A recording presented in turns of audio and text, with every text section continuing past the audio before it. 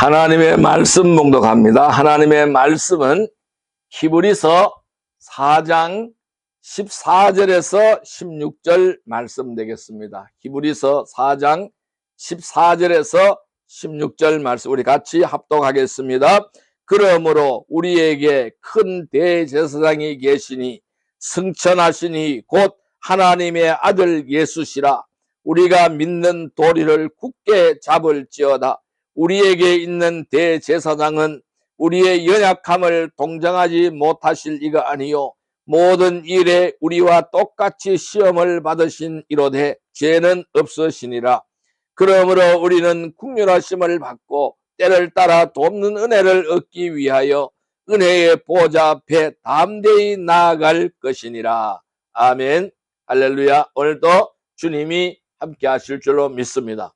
이 시간 하나님께서는 히브리서 4장 14절에서 16절의 말씀을 우리에게 허락해 주셨습니다. 오늘 같이 은혜 받고자 하는 말씀은 보좌 앞으로 담대히 나아가라 라는 제목으로 은혜를 나누고자 합니다.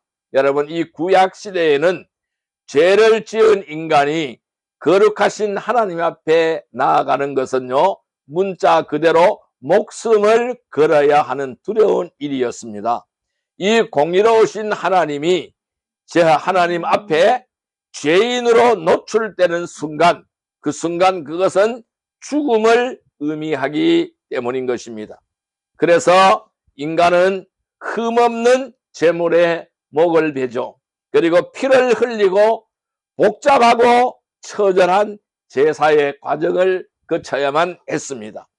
그래서 1년에 단 한 번 하나님의 임재가 있는 지성소로 들어가는 대제사장조차도 혹시 죽을까 싶어서, 혹시 모를 자신의 죄 때문에 죽음을 당할까봐 옷자락에 금방울을 달았습니다. 그리고 발목에 그 밧줄을 메었어요. 그 발목에 밧줄을 맨 채 두려움과 떨림으로 성소에 들어갔습니다. 왜 그럴까요? 방울 소리가 멈추면은 지성소 안에서 죽은 것이죠. 그렇기 때문에 밖에서 그 발목에 맨 그 줄을 끄집어 당겨야 됩니다. 그래서 시체를 끌어내야 했기 때문에 발목에다가 밧줄을 메었던 것입니다. 이처럼 하나님의 보좌는 죄인에게 영광이지만은 그 동시에는 두려운 심판의 자리였다라는 것을 알 수가 있습니다. 오늘을 살아가는 우리 역시 마찬가지라고 할 수가 있겠죠.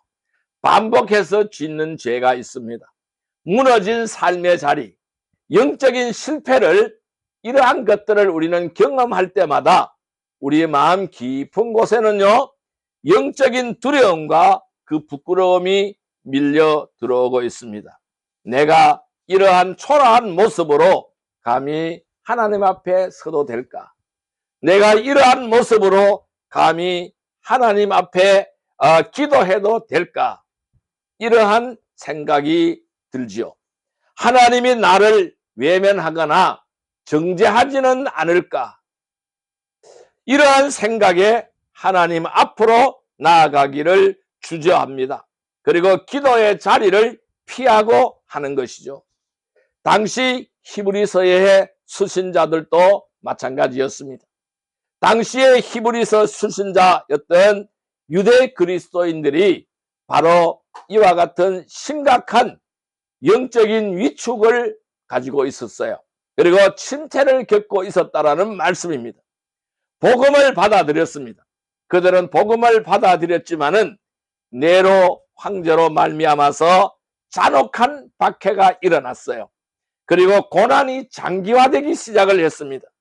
그들의 삶은 완전히 지쳐버렸던 것입니다. 현실의 무게에 눌려버렸죠. 죄를 이기지 못하고 번번하게 넘어지는 자신들의 초라한 모습을 보았습니다. 그들은 하나님과의 관계에서 거대한 거리감, 괴리감을 느끼기 시작을 했던 것입니다. 더욱이 눈에 보이는 화려한 예루살렘 성전과 제사 시스템을 떠나왔던 그들에게 이 눈에 보이지 않는 하나님은 너무나 멀리 계신 것처럼 느껴졌다라는 것입니다. 내가 고난당하는 이 순간에 과연 하나님은 나를 보고 계신가? 내가 이렇게 핍박을 받고 있는 이 순간에 과연 하나님은 나를 보고 계신가? 내가 이렇게 죽음을 눈앞에 두고 있는데 이 순간에 과연 하나님은 나를 보고 계시는가? 내 공로나 내 자격이 다 사라졌는데 내가 어떻게 하나님께 나아갈 수 있단 말인가? 라는 이러한 깊은 영적 패배감이, 또한 이 낙심이 성도들의 마음을 짓누르고 있었다라는 것이죠. 이처럼 죄책감과 두려움에 사로잡혀 있는 이들에게 하나님의 보좌 앞으로 나아가지 못하고 겉돌고 있는 오늘의 성도들을 향해서 히브리서 기자는 오늘 본문을 통해서 가장 복음의 찬란한 정수를 우리에게 선포하고 있는 말씀이 되겠습니다. 낙심하여 뒤로 물러가지 말아라.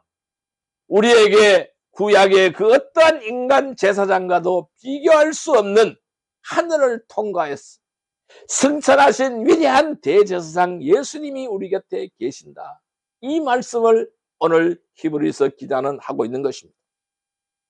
그래서 이 오늘 본문은 우리의 연약함과 죄 때문에 굳게 닫혀져 있었던 하나님으로부터의 길이 예수 그리스도 안에서 어떻게 완벽하게 열렸는가를 장엄하게 우리에게 보여주는 말씀인 것입니다. 오늘 선포되는 이 말씀을 통해서 왜 우리가 더 이상 두려워하지 말아야 할까요? 눈치 보지 말아야 할까요? 하나님의 보좌 앞으로 당당하게 나아가야 되는지를, 그 놀라운 은혜의 비밀을 이제 함께 살펴보면서 신령한 위로를 얻기를 축복합니다. 오늘 우리에게 주는 말씀은 뭘까요? 어떻게 하나님의 보좌 앞으로 담대하게 나아갈 수 있을까 하는 거예요. 우리는 어떻게 하나님의 보좌 앞으로 담대하게 나아갈 수 있을까? 첫 번째 비결은 뭘까요? 우리에게는 승천하신 위대한 대제사장 예수님이 계신다라는 겁니다. 뭘까요? 우리에게 승천하신 대제사장 예수님이 우리와 함께 계신다라는 말씀을 하고 있습니다. 자, 오늘 본문 말씀은 히브리서 4장 14절 말씀을 같이 읽어보겠습니다. 그러므로 우리에게 큰 대제사장이 계시니 승천하신 이 곧 하나님의 아들 예수시라. 우리가 믿는 도리를 굳게 잡을지어다. 오늘 이렇게 말씀하고 있습니다. 이 히브리서 기자는 14절에서 고난의 한복판에 서 있는 성도들이 왜 절망할까? 신앙을 포기해서는 왜 안 될까? 그들이 붙잡아야 할 가장 강력하고 위대한 신앙의 근거가 무엇인가를 선포하고 있습니다. 14절의 말씀인 것이죠. 그러므로 우리에게 큰 대제사장이 계시니 승천하신 이 곧 하나님의 아들 예수시라. 우리가 믿는 도리를 굳게 잡을지어다. 이렇게 말씀하고 있습니다. 기자는 예수님을 가리켜 그냥 대제사장이라고 말하지 않습니다. 큰 대제사장이라고 부르고 있습니다. 여기에서 큰이라는 단어를 생각해 보세요. 원어적으로는 위대하고 탁월하다라는 뜻을 가지고 있습니다. 구약의 대제사장들은 땅에 있는 성소에 두꺼운 휘장을 열고 지성소로 들어갔지만은 이 예수님은, 큰 대제사장 이 예수님은 우주를 뚫어버렸습니다. 그리고 하늘들의 하늘을 통과하였습니다.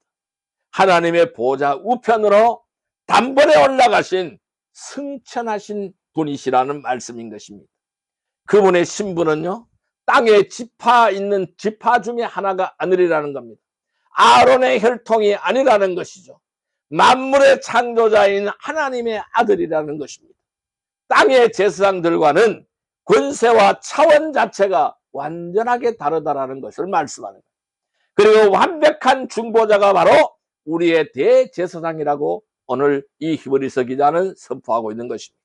그러므로 세상의 권력, 세상의 환경이 아무리 위협해 올지라도 우리가 입으로 고백하고 마음으로 확신하는 복음의 핵심인 믿는 도리를 굳게 잡으라고 강력하게 권고하고 있습니다. 우리의 믿는 도리를 굳게 잡으라고 강력한 권고를 하는 것입니다. 사랑하는 성도 여러분, 우리가 세상을 살아가며 왜 영적인 무기력증에 빠지고 기가 죽어 있습니까? 나를 변호하시고 내 편이 되어주시는 대제사장 예수님이 얼마나 대단하고 위대한 분인지를 순간적으로 잊어버렸기 때문에 그런 거예요. 구약의 제사장들은 자신도 죄가 있는 인간이었기에 날마다 제사를 반복해야 했습니다. 결국 죽음과 함께 그 직무가 끝나버렸습니다. 그러나 우리의 대제사장, 큰 대제사장 예수님은 죄가 전혀 없으시기에 죽음을 이기고 부활하셨어요. 영원히 살아계신 분이시라는 말씀입니다. 그 영원하신 주님이 지금 이 순간에도 하늘 보좌 우편에서 저와 여러분을 위하여 중보하며 일하고 계신다라는 것입니다. 그래서 사도 바울은 이렇게 말씀합니다. 로마서 8장 34절에서 이 사실을 강력하게 확정하고 있습니다. 누가 정죄하리요? 죽으실 뿐 아니라 다시 살아나시는 그리스도 예수시니 그는 하나님의 우편에 계신 자요 우리를 위하여 간구하신 자신이라 라고 말씀하고 있습니다. 온 우주 만물을 통치하시는 하나님의 아들이 다른 누구의 대제사장이 아니라는 겁니다. 바로 나의 대제사장이라는 말씀을 하시고 있는 것입니다. 영원한 승리를 거두신 왕의 아들이 하늘 보좌에서 내 이름을 불러가는 것입니다. 내 이름을 불러가면서 변호하고 계신다는 것이죠. 우리는 왜 눈앞의 작은 현실과 장벽 앞에서 영적인 패배감을 느끼며 낙심하고 있습니까? 두려워하지 말아야 된다. 낙심하지 말아야 된다는 말씀입니다. 그러므로 이번 한 주간 우리의 삶의 현장에서 세상의 거센 파도가 밀려올 때에 우리가 믿는 예수님이 얼마나 위대한 분이신지, 내가 믿는 이 예수 그리스도가 얼마나 위대한 분이신지를 계속해서 우리는 선포해야 합니다. 사탄은 끊임없이 우리의 초라한 형편과 연약함을 계속해서 반복적으로 보여줍니다. 이제 끝났다. 너의 힘으로는 안 된다라고 우리를 정죄하고 낙심하게 만들어버리는 것입니다. 그럴 때마다 사탄의 거짓말에 귀를 기울이지 말아야 합니다. 온 하늘을 통과해서 승리하신 큰 대제사장 예수님께 우리의 시선을 고정시켜야 할 것입니다. 내가 손을 늘어뜨리고 낙심해 있는 그 순간에도 하늘 보좌에서는 대제사장 되신 우리 주님께서 신실하신 중보 기도가 계속되고 계시다는 것을 우리는 알아야 합니다. 내 능력이나 세상의 배경을 붙잡고 사는 인생이 아닌 것이죠. 이미 하늘과 땅의 모든 권세를 이기신 위대한 주님이 내 곁에 계심을 확신하시기를 바랍니다. 그래서 내게 주신 믿음의 고백과 도리를 손에 놓치지 말고 끝까지 굳게 잡아서 승리하는 성도들이 다 되시기를 주님의 이름으로 간절히 축복합니다. 두 번째로 우리에게 주시는 말씀은 바로 뭐냐 하면은 주님은 우리의 아픔과 연약함을 다 아시고 동정하신다라는 것입니다. 우리의 아픔과 연약함을 다 아시고 우리를 동정하시는 분이시라는 말씀입니다. 오늘 15절 말씀을 같이 읽어보겠습니다. 우리에게 있는 대제사장은 우리의 연약함을 동정하지 못하실 리가 아니요 모든 일에 우리와 똑같이 시험을 받으신 이로되 죄는 없으시니라 이렇게 말씀했습니다. 14절에서 예수님을 소개하기를 온 우주를 통과하여 승천하신 위대한 하나님의 아들이라고 소개했죠. 우리는 그분이 너무나 높은 곳에 계셔서 우리의 사소하고 초라한 현실에는 관심이 없으실 거라고 오해하기가 매우 쉽습니다. 멀리 계신 거대하고 차가운 신으로 여길 수 있다라는 뜻이죠. 그래서 히브리서 기자는 아니라는 것이죠. 오늘 15절 말씀을 통해서 우리의 가슴을 울려주고 있어요. 우리의 가슴을 울리는 가장 따뜻한 복음의 반전을 선포해 주고 있습니다. 15절 말씀 다시 한번 읽어봅니다. 우리에게 있는 대제사장은 우리의 연약함을 동정하지 못하시니가 아니요 모든 일에 우리와 똑같이 시험을 받으신 이로되 죄는 없으시니라 라고 말씀하십니다. 성경은 우리의 큰 대제사장이 우리의 모든 연약함을 동정하시는 분이라고 말씀하고 있습니다. 여기서 동정은 체휼이죠. 이 동정에 해당되는 헬라어 심파테오라고 합니다. 이 심파테오는 높은 보좌에 앉아서 아래를 내려다보며 그저 혀를 차거나 불쌍히 여기는 동정심이 아니라는 것이죠. 그럼 그 동정심은 뭘까요? 그 아픔 속으로 직접 들어와서 함께 고통을 겪고 느끼다라는 뜻을 가지고 있는 것이 바로 이 동정입니다. 심파테오입니다. 그래서 우리는 이것을 공감이라고 표현하죠. 예수님은 머나먼 하늘에서 우리를 지켜만 보고 있는 것이 아니라는 것이죠. 그분은 우리와 똑같은 인간의 육체를 입고 이 땅에 오셔서 배고픔과 목마름과 피로와 상처를 몸소 겪으신 분이십니다. 가장 가까운 이들에게 배신을 받았고 버려짐을 당하였고 인간이 겪는 모든 시험과 삶의 애환을 우리와 똑같이 다 겪으신 분이신 것입니다. 다만 그 모든 위협과 시련을 물리치셨어요. 어떻게 해요? 믿음과 말씀으로 이기셨습니다. 오직 죄는 없으시는 완벽한 구세주가 되었던 것입니다. 사랑하는 성도 여러분, 우리가 인생의 고난을 통과할 때에 가장 괴롭고 외로운 진짜 이유가 무엇입니까? 나를 힘들게 하는 지체보다도 아무도 내 아픔을 진심으로 몰라준다라는 것입니다. 이 세상에 나 혼자만 남겨진 것 같다라는 깊은 고립감 때문이라고 할 수가 있습니다. 가족들한테도 말하지 못하고 속으로만 삼켜야 하는 눈물이 우리에게 있습니다. 그러나 복음은 우리에게 선포합니다. 주님은 다 아신다라고 선포하고 있습니다. 물질이 부족하여 자존심이 상하고 밤새 잠 못 이루며 뒤척이는 그 막막함을 다 아신다라는 것입니다. 평생을 믿었던 사람들에게 배신을 당하며 가슴을 찢어내며 흘리는 눈물을 주님은 아신다라는 것입니다. 질병의 고통과 노화로 말미암아 하루가 다르게 연약해지는 육체의 한계를 다 아신다라는 것입니다. 신앙생활을 잘 해보려고 하지만 번번이 유혹에 넘어지고 자책하는 그 영적인 고뇌까지도 주님은 이미 육체로 다 겪어보셨기 때문에 온전히 공감하고 계신다는 말씀입니다. 그래서 이사야 선지자는 이사야 53장 4절에서 이렇게 말씀하고 있어요. 오실 메시아의 사랑을 이렇게 예언했습니다. 그는 실로 우리의 질고를 지고 우리의 슬픔을 당하였거늘 우리는 생각하기를 그는 징벌을 받아 하나님께 맞으며 고난을 당한다 하였노라. 이 이사야 선지자는 오실 메시아의 사랑을 이렇게 말씀하셨어요. 우리의 질고를 지고 우리의 슬픔을 당하였다라고 말씀하고 있습니다. 우리는 생각하기를 그는 징벌을 받았다고 하나님께 맞으며 고난을 당했다라고 말씀한다라는 것입니다. 여러분, 주님은 우리의 아픔을 멀리서 구경하고 계시는 관람객이 아니라는 말씀입니다. 내 질고를 대신 지시고 내 슬픔을 자신의 슬픔으로 여기며 친히 당하신 분이시라는 말씀입니다. 내가 아플 때 주님도 함께 아파하셨다라는 말씀입니다. 그러므로 성도 여러분, 인생의 광야에서 홀로 외로워하거나 낙심하지 마십시오.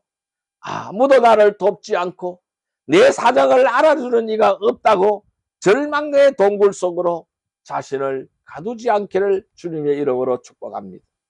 이 세상에 내 마음을 완벽하게 알아주는 사람은 단 한 명도 없습니다.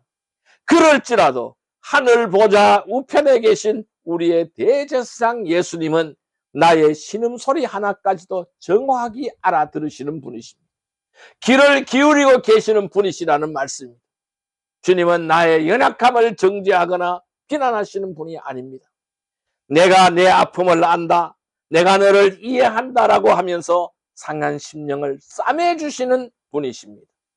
이번 한 주간 삶의 무게가 우리를 짓누를 때마다 내 연약함을 깊이 동정하시는 주님의 이름을 부르시기를 주님의 이름으로 축복합니다.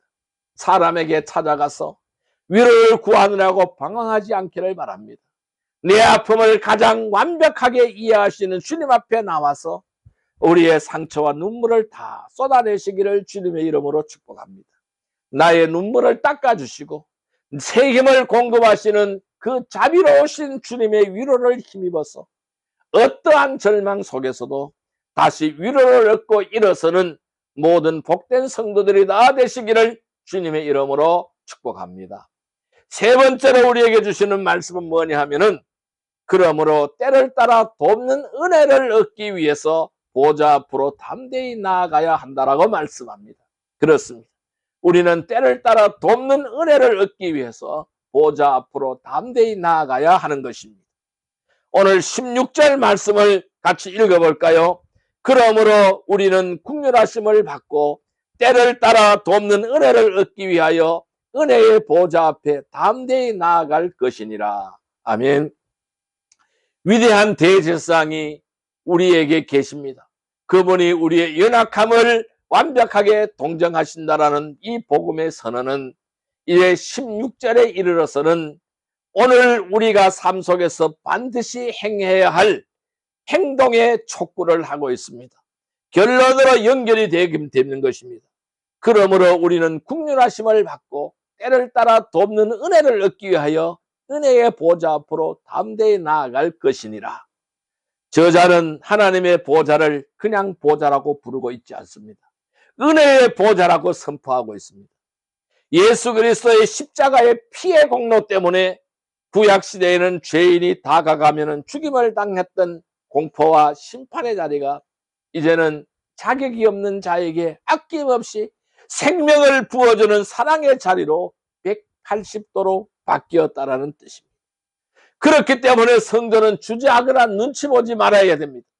담대히 나아가야 합니다. 어디로? 은혜의 보좌 앞으로 담대히 나아가야 된다는 겁니다. 여기서 담대히라는 말씀은 원어적으로 확신에 찬 권리를 가지고 뻔뻔할 정도로 당당하게 말하는 상태를 뜻하고 있습니다. 어린 자녀가 태어난 아버지 품으로 아무런 조건 없이 문을 박차고 뛰어들어가는 것과 같다라는 것이죠. 우리가 이처럼 당당하게 은혜의 보좌로 나아가는 목적은 명확합니다. 우리를 불쌍히 여겨주시는 하나님의 긍휼하심 때문입니다. 또한 매일의 삶에서 딱 맞게 공급되는 때를 따라 돕는 은혜를 받기 위함인 것입니다.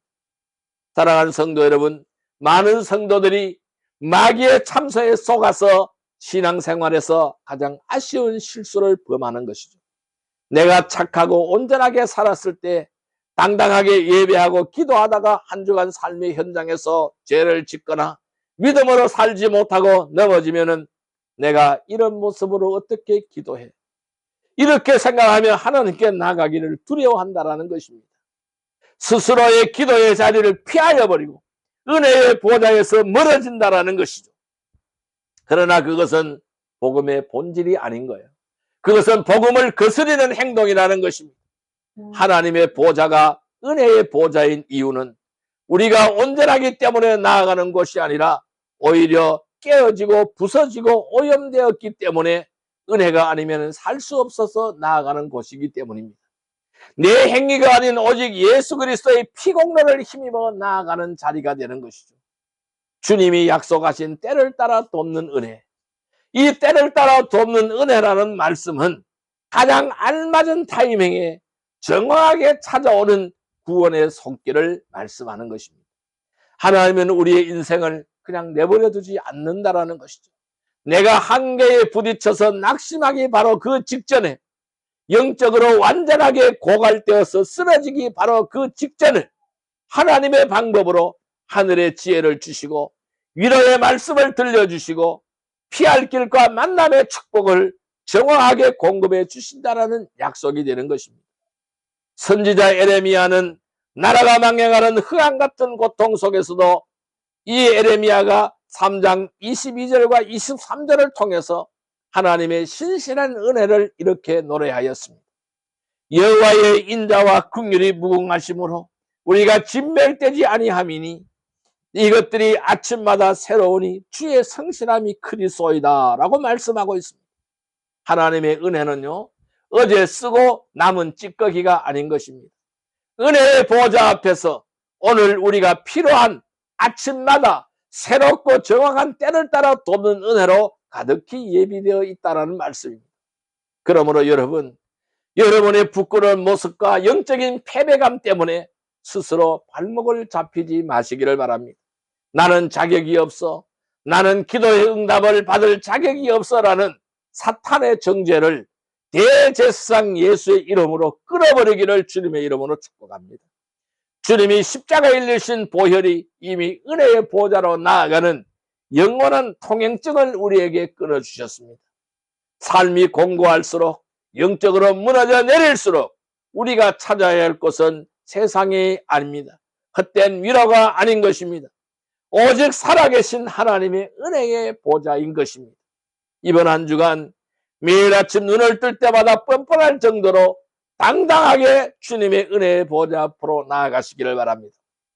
무릎을 꿇고 주님의 이름을 부르며 약속된 돕는 은혜를 구하시기를 바랍니다. 내가 문을 두드리기만 하면은 나의 대제사장 되신 예수님께서 대문을 활짝 열어주시고 우리의 상한 심령을 채워주실 것입니다. 매일 순간마다 가장 정확한 타이밍에 우리를 채우시는 이 하나님의 놀라운 공급하심을 경험하며 이 광야 같은 메마른 삶 속에서도 날마다 생수가 넘쳐나는 복된 성도들이 다 되시기를 주님의 이름으로 간절히 축복합니다. 자, 이제 말씀을 정리하여 보겠습니다. 그럼 우리는 어떻게 하여야 할까요? 오늘 우리는 히브리서 4장의 말씀을 통해서 우리의 자격이나 행위가 아닌 오직 대제사장 예수님의 공로를 힘입어서 하나님 앞에 어떻게 나아가야 하는지를 세 가지 영적 대지를 마주했습니다. 첫째는 우리에게는 구약의 인간 제사장들과는 비교할 수 없는 모든 하늘을 통과하여 승천하신 하나님의 아들 위대한 대제사장 예수님이 계십니다. 둘째로는 그 위대하신 주님은 멀리 계신 분, 차가운 분이 아니라 우리의 모든 아픔과 눈물과 연약하심을 직접 다 겪어보셨기에 누구보다도 나를 깊이 동정하고 공감하시는 분이십니다. 세 번째로는 그러므로 우리는 영적인 죄책감에 속아서 뒤로 물러가지 말아야 합니다. 가장 정확한 타이밍에 채우시는 때를 따라 돕는 은혜를 얻기 위해서 은혜의 보좌 앞으로 담대하게 나아가야 한다는 것이죠. 우리가 삶의 현장에서 지치고 넘어질 때마다 사탄은 어김없이 우리의 삶 마음속에 찾아와서 속삭입니다. 네가 한 주 동안 그렇게 살고도 성도냐? 너 양심이 있지? 그런 부끄러운 모습으로 어떻게 하나님께 기도하냐며 끊임없이 정죄하고 참소합니다. 이 마귀의 참소에 넘어가면 안 됩니다. 우리는 이 하나님과의 거리감을 느끼며 기도의 자리를 피하고 결국 영적인 깊은 침체의 늪으로 가라앉게 되는 것입니다. 넘어가면 그렇게 되는 것입니다. 그러나 잊지 마십시오. 하나님의 보좌는 더 이상 죄인들을 심판하는 무서운 심판대가 아니라는 것입니다. 우리의 대제사장 예수님이 십자가에 피 흘려 휘장을 찢으셨습니다. 그 자리는 온전한 사랑과 자비가 흐르는 은혜의 보좌로 완전히 바뀌었다는 사실을 기억하십시오. 보좌는 나의 의로움을 자랑하러 나가는 것이 아닌 것입니다. 오히려 내가 연약하고 깨어졌기 때문에 하나님의 은혜가 아니면 단 한순간도 살 수 없기 때문에 뻔뻔할 정도로 당당하게 은혜를 구하러 나아가는 곳인 것입니다. 인생의 광야길에서 홀로 눈물 흘리며 외로워하지 마십시오. 세상 사람들은 내 사랑을 다 몰라주고 외면할지라도 우리의 대제사장 주님은 우리의 신음하며 내뱉는 그 짧은 한숨 그 소리조차도 다 알아들으시고 가슴 아파하며 동정하시는 분이십니다. 주저하지 말고 이 낙심의 자리에서 일어나서 은혜의 보좌 앞으로 담대히 뛰어드십시오. 그리하여 메마른 광야 같은 세상 속에서도 하늘의 공급하심을 힘입어서 날마다 당당하게 승리하는 모든 성도들이 다 되시기를 주님의 이름으로 축복합니다. 기도드리겠습니다. 하나님 아버지 감사합니다. 우리의 모든 아픔을 깊이 동정하시는 자비로우신 하나님 아버지, 죄와 연약함으로 가득 찬 초라한 모습 때문에 스스로 정죄하며 낙심하며 은혜의 자리를 멀리하고 기도의 문을 닫아버렸던 우리의 어리석음을 이 시간 고백합니다. 용서하여 주옵소서. 우리를 위하여 온 하늘을 통과하여 보좌 우편에 앉으신 승리자 위대한 대지상 예수님이 계심을 다시 한번 믿음의 눈으로 바라보게 하여 주옵소서. 주님이 이 땅에서 우리가 겪는 모든 시험과 눈물을 똑같이 겪으셨기에 오늘 상하고 찢긴 제 주님 앞에 나온 우리의 말 못할 심정을 누구보다 다 잘 아시고 깊이 공감하고 계심을 신뢰하게 하옵소서. 이제는 더 이상 두려움과 죄책감에 사로잡혀 뒤로 물러가는 인생이 되지 않게 하시고 내 모습 이대로 오직 예수의 피공로를 힘입어서 은혜의 보좌 앞으로 매일 담대히 달려가게 하여 주옵소서. 그리하여 광야 같은 세상 속에서 한계에 부딪힐 때마다 가장 정확한 타이밍에 솟게 하신 하나님의 국률하심과 때를 따라 돕는 은혜를 풍성히 받아 누리며 날마다 당당하게 승리하는 모든 성도들이 다 되게 하여 주옵소서. 우리의 영원한 위로이시며 대지상이 되시는 예수 그리스도 이름으로 간절히 기도드리옵나이다. 아멘.